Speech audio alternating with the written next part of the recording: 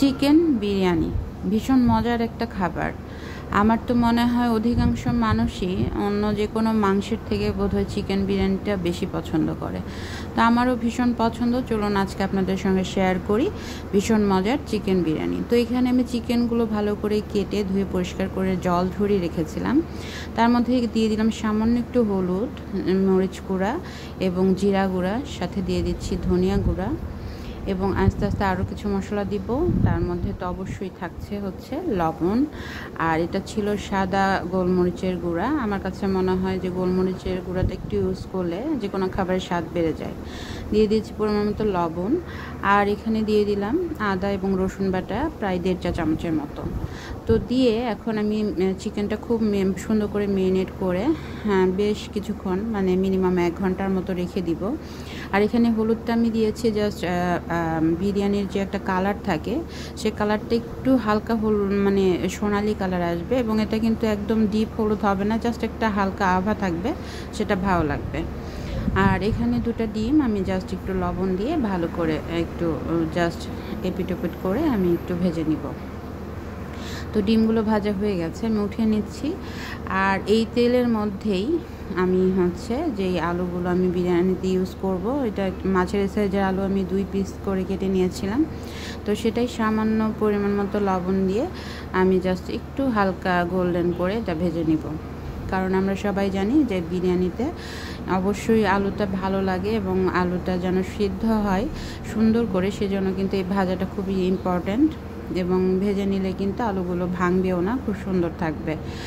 তো আমি একটু সুন্দর করে ভেজে নিচ্ছি। আমার আলুগুলো ভাজা হয়ে গেছে, আমি তেল থেকে উঠিয়ে নিচ্ছি।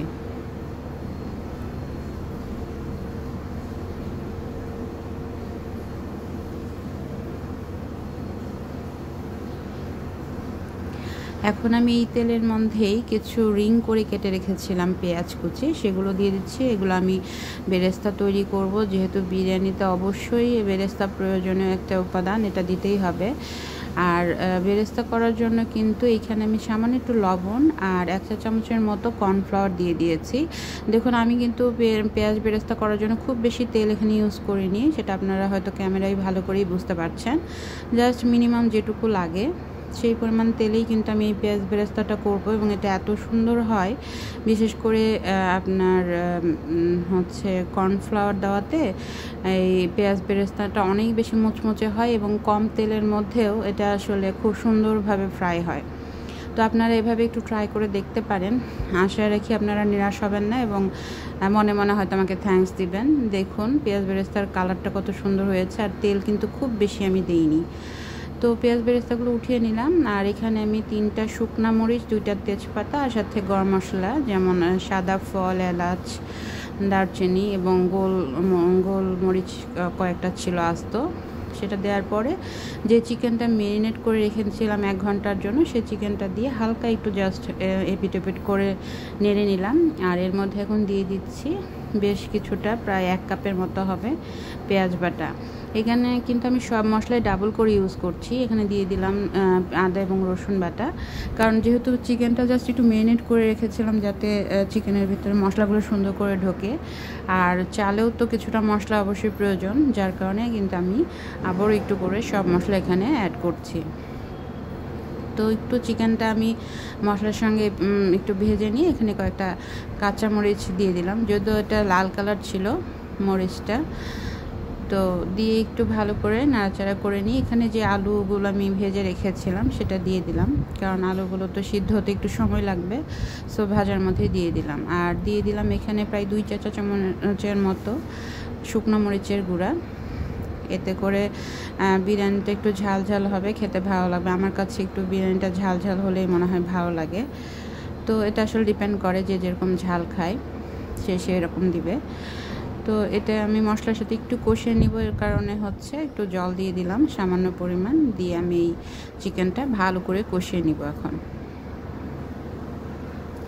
আর আমরা সবাই কিন্তু জানি যে আমরা মাংস যত সুন্দর করে কষাবো তত কিন্তু সেই মাংসের স্বাদ অনেক বেশি আসবে।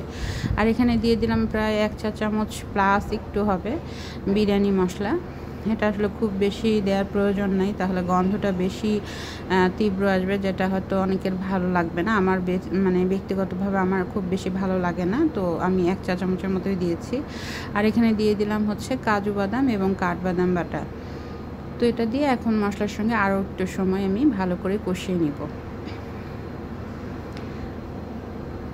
কেউ চাইলে বিরিয়ানিতে টক দই দিতে পারেন। হ্যাঁ, যেহেতু আমি কাজু বাদাম এবং কাঠবাদাম বাটা দিয়েছি, সো আজকে আমি দুধ ইউজ করছি না। কোনো একদিন অবশ্যই দুধ দিয়ে, আর একদিন হয়তো আমি বিরিয়ানি করে দেখাবো। তো এখানে সিদ্ধ হওয়ার জন্য পরিমাণ মতো পানি দিয়ে দিয়েছিলাম, সাথে এই 2টা ডিম যেটা আমি ভেজে রেখেছিলাম সেটাও দিয়ে দিলাম।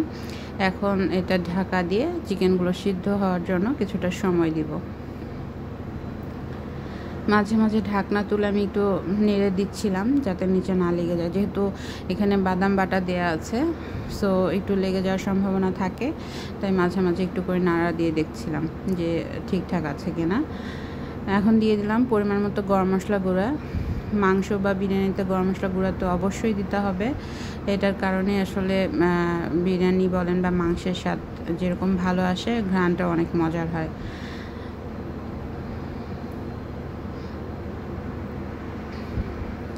কিছুটা সময় নিয়ে এটা আমি ভালো করে ফুটিয়ে নিব, যাতে চিকেনগুলো ভালোভাবে সিদ্ধ হয়ে যায়, সাথে আলুগুলো।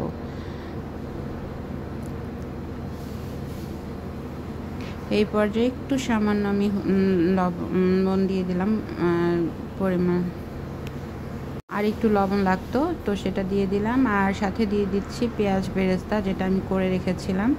এই পেঁয়াজ বেরেস্তার কারণেই কিন্তু চিকেন বিরিয়ানির স্বাদটা অনেক বেশি ভালো আসবে।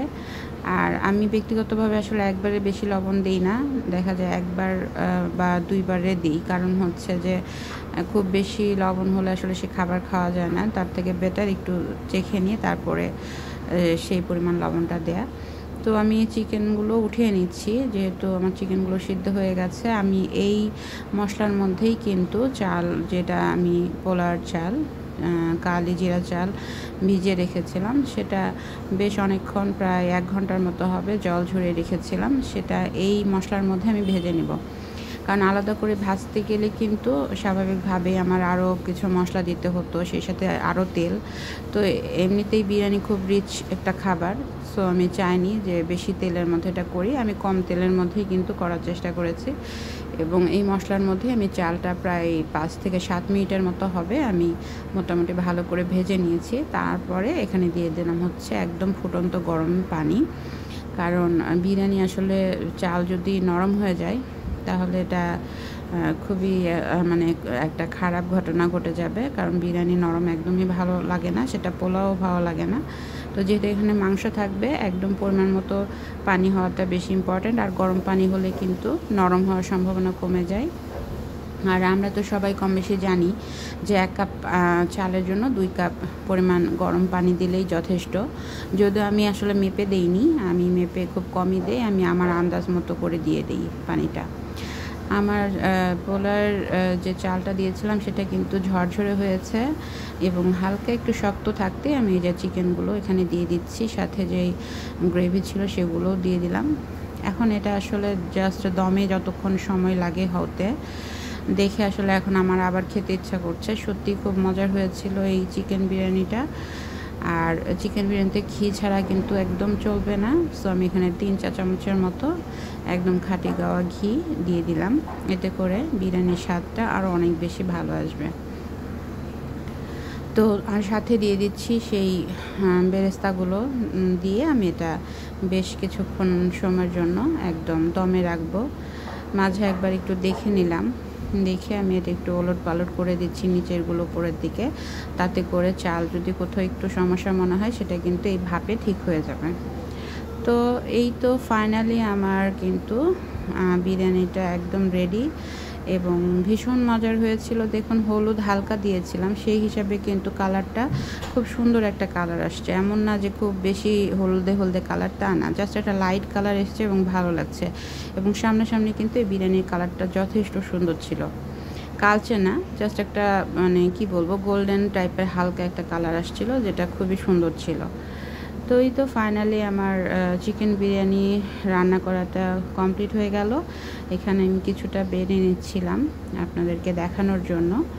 তো দেখে অবশ্যই কমেন্ট করবেন। দেখেন আলু কিন্তু সুন্দরভাবে একদম সিদ্ধ হয়ে গেছে আর ভীষণ মজার হয়েছিল। তো আপনারা দেখে অবশ্যই আমাকে কমেন্ট করে জানাবেন। আর যারা এতক্ষণ ধরে ধৈর্য ধরে এই রেসিপিটা দেখেছেন তাদেরকে অসংখ্য ধন্যবাদ। আর শেষ লুকিংয়ে অবশ্যই কিছুটা বেরেস্তা দিয়ে দিলাম, আর এই বেরেস্তা দেওয়াতেই কিন্তু বিরিয়ানিটা আরও বেশি মজার মনে হচ্ছিল খেতে, কারণ বেরেস্তাটা খুবই ক্রিস্পি হয়েছিল। তো থ্যাংক ইউ সবাইকে, ভালো থাকবেন।